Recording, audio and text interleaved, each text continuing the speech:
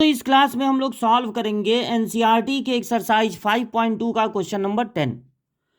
Prove that the greatest integer function या integral function define by F X equal to, ऐसे देखिए एक square bracket में जब बस एक नंबर लिखा हो, सिंगल नंबर, तो वो स्क्वायर ब्रैकेट रिप्रेजेंट करता है ग्रेटेस्ट इंटीजर फंक्शन को। फंक्शन हमारा greatest integral function of x है। कब है? जब एक्स की वैल्यू 0 से ग्रेटर हो और लेस देन 3 हो, तब हमारा फंक्शन इसी से रिप्रेजेंट किया जा रहा है। Is not differentiable. हमको प्रूव करना है कि ये फंक्शन डिफरेंशिएबल नहीं है 1 और 2 पे। ना 1 पे डिफरेंशिएबल है ना 2 पे। तो सबसे पहले आप समझिए कि ग्रेटेस्ट इंटीग्रल फंक्शन या ग्रेटेस्ट इंटीजर फंक्शन का मतलब क्या होता है। या तो जो नंबर दिख रहा है आपको वही लिख देना है, या फिर N integer just before x लिख देना है। ऐसा तब करना है जब एक्स एक इंटीजर हो, और ऐसा तब करना है जब एक्स इंटीजर न हो। पहले एग्जाम्पल से समझिए। अगर ग्रेटेस्ट इंटीग्रल फंक्शन फाइंड करना है 5 का, तो 5 ही होगा। क्यों? क्योंकि 5 खुद एक इंटीजर है। -5 का ग्रेटेस्ट इंटीग्रल फंक्शन -5 ही होगा। यहां माइनस नहीं छोड़ना है। यह नहीं कि ये मॉड थोड़ी ना है ये कि माइनस को छोड़ देंगे। 5 का ग्रेटेस्ट इंटीग्रल फंक्शन 5 होगा, -5 का भी ग्रेटेस्ट इंटीग्रल फंक्शन -5 होगा। इंटीजर है तो वही हो जाएगा उसकी वैल्यू। लेकिन अगर 5.12 है और ग्रेटेस्ट इंटीग्रल फंक्शन निकालना है, या 5.997 है तब ग्रेटेस्ट इंटीग्रल फंक्शन फाइंड करना है, तो देखिए नंबर लाइन पे 5 के बाद आता है 6, 5 के पहले आता है 4।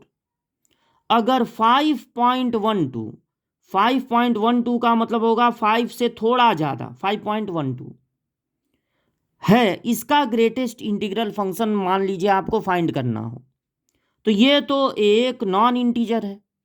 तो जब नॉन इंटीजर है तो पीछे जाएंगे, N integer just before x. इसके पहले देखेंगे सबसे पहले कौन सा इंटीजर मिल रहा है, 5, तो इसका ग्रेटेस्ट इंटीग्रल फंक्शन भी होगा 5। अगर 5.997 है, बिल्कुल 6 के नज़दीक, थोड़ा सा पहले, तो ये नहीं कि 6 के नज़दीक है तो इसका ग्रेटेस्ट इंटीग्रल फंक्शन 6 हो जाएगा। यहाँ पर राउंड फिगर नहीं चलेगा। अगर आप एक नॉन इंटीजर पे हैं तो आपको हमेशा पीछे आना है। पीछे आकर देखना है सबसे पहले कौन सा इंटीजर मिलेगा, 5, तो इसका ग्रेटेस्ट इंटीग्रल फंक्शन भी 5 होगा। उसी तरह अगर -5.14 है या -5.876 है, तो देखिए नंबर लाइन पर -5 के राइट साइड में होता है -4 और लेफ्ट साइड में होता है -6। -5.14 इस -5 के थोड़ा लेफ्ट में होगा, लेकिन ये नॉन इंटीजर है, इंटीजर नहीं है। तो अब आप यहाँ से पीछे जाएंगे और देखेंगे सबसे पहले आपको कौन सा इंटीजर मिला, तो मिला -6, यानी इसका ग्रेटेस्ट इंटीग्रल फंक्शन होगा -6। अगर आप -5.876 का ग्रेटेस्ट इंटीग्रल फंक्शन देखेंगे तो फिर ये एक नॉन इंटीजर है, तो पीछे जाएंगे और देखेंगे कि सबसे पहले कौन सा इंटीजर मिला, तो -6, इसका भी ग्रेटेस्ट इंटीग्रल फंक्शन होगा -6। अब देखिए आपको ये प्रूव करना है कि ना तो ये 1 पे डिफरेंशिएबल है ना 2 पे। तो जब हमको देखना होगा 1 पे, तो हम दो चीजें फाइंड करेंगे। एक तो लेफ्ट हैंड डेरिवेटिव 1 पे, और दूसरा राइट हैंड डेरिवेटिव 1 पे। अगर ये दोनों इक्वल आए तो 1 पे डिफरेंशिएबल होगा, अगर इक्वल नहीं आए तो यानी 1 पर डिफरेंशिएबल नहीं होगा। 1 पर लेफ्ट हैंड डेरिवेटिव का फार्मूला होता है फंक्शन की वैल्यू 1 से थोड़ा कम पे -1 पे बाई -h और h टेंस टू 0। दोनों h को अगर आप प्लस में कर दें यानी 1 + h -1 by h tends to 0, तो ये फार्मूला हो जाएगा right hand derivative at x = 1। तो फंक्शन में पहले x के प्लेस पे 1 - h रखिए, तो greatest integral function of 1 - h minus, फिर x की जगह 1 रखिए बाई -h और h टेंस टू 0। जब तक आप ग्रेटेस्ट इंटीग्रल फंक्शन न निकाल लें तब तक आपको h की वैल्यू 0 नहीं रखनी है। देखिए h यहां पर एक छोटा सा नंबर होता है 0.1, 0.01, 0.001, छोटा सा नंबर। तो नंबर लाइन पर 1 के पहले 0 होता है, 1 के बाद 2 होता है। अगर 1 से थोड़ा सा कम हुआ तो हो गया नॉन इंटीजर। तो पीछे जाके देखेंगे कि सबसे पहले कौन सा इंटीजर मिला, तो मिलेगा 0, यानी 1 - h, चाहे h की वैल्यू 0.1 हो, 0.2 हो, 0.032 होगा एक नॉन इंटीजर ही। और चूंकि h की वैल्यू बहुत छोटी सी होती है इसलिए जब 1 में से h माइनस होगा तो इतना कम नहीं हो जाएगा कि 0 के भी लेफ्ट में चला जाए, थोड़ा सा कम होगा। इसलिए 1 - h यहां कहीं होगा। तो पीछे जाके देखेंगे तो कौन सा इंटीजर मिलेगा, 0। -1 खुद एक इंटीजर है तो इसका ग्रेटेस्ट इंटीग्रल फंक्शन 1 ही होगा बाई -h और h टेंस टू है 0। अब ऊपर है -1, नीचे है -h, तो लिमिट माइनस से माइनस कैंसिल हो गया, आया 1/h। अब देखिए, अब आप h की जगह 0 रखना चाहेंगे, आप बहुत कोशिश किए, बहुत सिंप्लीफाई किए, अब ये अपने सिंपलेस्ट फॉर्म पर आ गया है, अब और ज़्यादा ये सिंप्लीफाई नहीं हो पाएगा। तो आप तो भरपूर कोशिश करते हैं कि जब हम वैल्यू रखें तो डिनोमिनेटर 0 ना हो, लेकिन यहाँ पर कोशिश करने लायक कुछ है ही नहीं, ये और ज़्यादा सिंप्लीफाई हो ही नहीं सकता। तो मजबूरी में अब आपको h की जगह 0 रखना ही पड़ेगा। तो जब आप h की जगह 0 रखेंगे तो आपको मिलेगा नॉट डिफाइन। इसके नॉट डिफाइन आने का मतलब ही है कि अब अगर right hand derivative not define भी आ गया तब भी ये 1 पे डिफरेंशिएबल नहीं होगा, क्योंकि इन्फिनिटी इन्फिनिटी के इक्वल नहीं होती। अगर ये इन्फिनिटी भी आ गया तो भी ये दोनों इक्वल नहीं होंगे, इन्फिनिटी इन्फिनिटी के इक्वल नहीं होती। जैसे मान लीजिए कि अगर कहा जाए समुंदर में पानी की कितनी बूंदें हैं तो इन्फिनिटी, और एक जग में पानी की कितनी बूंदें हैं तो इन्फिनिटी। क्या समुंदर और बाल्टी या जग दोनों इक्वल होते हैं? नहीं, तो इन्फिनिटी इन्फिनिटी के इक्वल नहीं होती। अब लेकिन राइट हैंड डेरिवेटिव भी आपको निकालना पड़ेगा। क्लियर तो यहीं से हो गया कि 1 पे डिफरेंशिएबल नहीं है।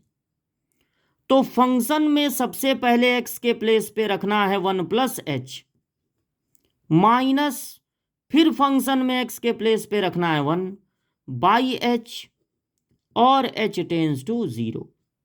1 + h, देखिए 1 + h, h एक बहुत छोटा सा नंबर है, तो 1 + h का मतलब मान लीजिए आप यहां चले आए तो नॉन इंटीजर हो गया, पीछे जाके देखेंगे तो कौन सा इंटीजर सबसे पहले मिलेगा? पीछे जाने पर तो 0 भी मिलेगा, -1 भी मिलेगा। सबसे पहले कौन मिलेगा? 1। तो इसका ग्रेटेस्ट इंटीग्रल फंक्शन हो जाएगा 1, और 1 खुद एक इंटीजर है, इसका भी 1 ही होगा बाई h, और h टेंस टू 0।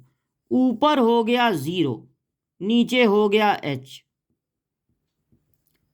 h की वैल्यू एग्जैक्ट 0 नहीं है, नहीं तो 0/0 हो जाता नॉट डिफाइन। h की वैल्यू 0 की तरफ टेंड्स कर रही है, एग्जैक्ट 0 नहीं है, इसलिए नॉन जीरो ही है। तो जब 0 को नॉन जीरो नंबर से डिवाइड करेंगे तो 0 आएगा। अब h बचा ही नहीं, तो इसको हटा दीजिए, तो ये हो जाएगा 0। अगर आप यहीं पर 0 रख के इसको कर देते हैं नॉट डिफाइन, क्योंकि h की जगह तो 0 रखा ही जाता है, आपको आधा ही नंबर मिलेगा, क्योंकि उस समय आप गलत हैं। पूरा सिंप्लीफाई करने के बाद h की वैल्यू रखनी है। तो ये अलग आया, ये अलग आया। Left hand derivative not equal है राइट हैंड डेरिवेटिव के, इसलिए ये 1 पे नॉट डिफरेंशिएबल है। अब पता लगाना है 2 पे, तो 2 पर भी हम लोग दो चीजें फाइंड करेंगे, लेफ्ट हैंड डेरिवेटिव और राइट हैंड डेरिवेटिव। तो left hand derivative at x equal to 2, right hand derivative at x equal to 2। तो फार्मूला क्या बनेगा? फंक्शन की वैल्यू 2 से थोड़ा कम पे -2 पे बाई h, नहीं -h, और h टेंस टू 0। अगर आप इन दोनों h को +h कर दें, यानी 2 + h -2 by h limit h tends to 0, तो ये फार्मूला बन जाएगा राइट हैंड डेरिवेटिव का। तो फंक्शन में पहले x की जगह रखिए 2 - h, फिर रखिए 2 by -h, h tends to 0। यहाँ पे पहले रखिए 2 + h, फिर रखिए -2 by h, h tends to 0। अब 2 - h पर थोड़ा डिस्कस कीजिए। 2 के पहले 1, 2 के बाद 3। 2 - h का मतलब 2 से थोड़ा कम, लेकिन नॉन इंटीजर हो जाएगा। तो पीछे जाके देखेंगे सबसे पहले कौन सा इंटीजर मिलेगा? 1, यानी इस पूरे की वैल्यू हो जाएगी 1। 2 खुद एक इंटीजर है तो 2 ही रहेगा, बाई -h है, ये आ गया -1/-h, माइनस माइनस कैंसिल हो गया। अब और ज़्यादा ये सिंप्लीफाई नहीं हो पाएगा, तो h की जगह 0 रखना ही पड़ेगा। 2 + h मतलब 2 से थोड़ा सा ज़्यादा, इतना ज़्यादा नहीं कि 3 से भी ज़्यादा हो जाए, h की वैल्यू बहुत छोटी सी होती है। तो 2 + h मतलब एक नॉन इंटीजर। पीछे जाके देखेंगे सबसे पहले कौन सा इंटीजर मिला, तो 2 मिला। 2 खुद एक इंटीजर है तो 2 ही होगा, बाई h, और h टेंस टू 0। ऊपर अगर 0 आ गया तो 0/h आपको 0 लिखना है। किसी भी हाल में आप यहाँ पर 0 लिख के नॉट डिफाइन नहीं कर सकते हैं, तब भी आंसर तो आप वही देंगे कि ये भी नॉट डिफाइन, ये भी नॉट डिफाइन, लेकिन नॉट डिफाइन के इक्वल नहीं होता, इसलिए डिफरेंशिएबल नहीं है। आंसर आप सही लिखेंगे, लेकिन यहाँ पर आपका नंबर कट जाएगा, क्योंकि h की तरफ, h जो है 0 की तरफ टेंड्स कर रहा है, एग्जैक्ट 0 नहीं है। लेकिन लिमिट के फार्मूले ऐसे हैं, मतलब लिमिट का कॉन्सेप्ट ऐसा है कि लास्ट में 0 रख देते हैं सारा वर्क करने के बाद, भले वो 0 की तरफ बढ़ रहा हो, तब लिमिट निकलती है। बीच में अगर नॉट डिफाइन आ रहा है तो आप नहीं रख सकते हैं, नॉट डिफाइन नहीं आ रहा है तो बीच में रख सकते हैं, लेकिन नॉट डिफाइन अगर आ रहा है तो बीच में वैल्यू नहीं रख सकते हैं। पूरा सॉल्व करके ही आपको सही रिजल्ट मिलेगा। तो ये हो गया 0। अब इसको हटा दीजिए, तो समझिए आप h की जगह 0 रख दिए, तो ये आया नॉट डिफाइन, ये आया 0, यानी लेफ्ट हैंड डेरिवेटिव नहीं इक्वल है राइट हैंड डेरिवेटिव के, यानी 2 पर भी ये फंक्शन डिफरेंशिएबल नहीं है।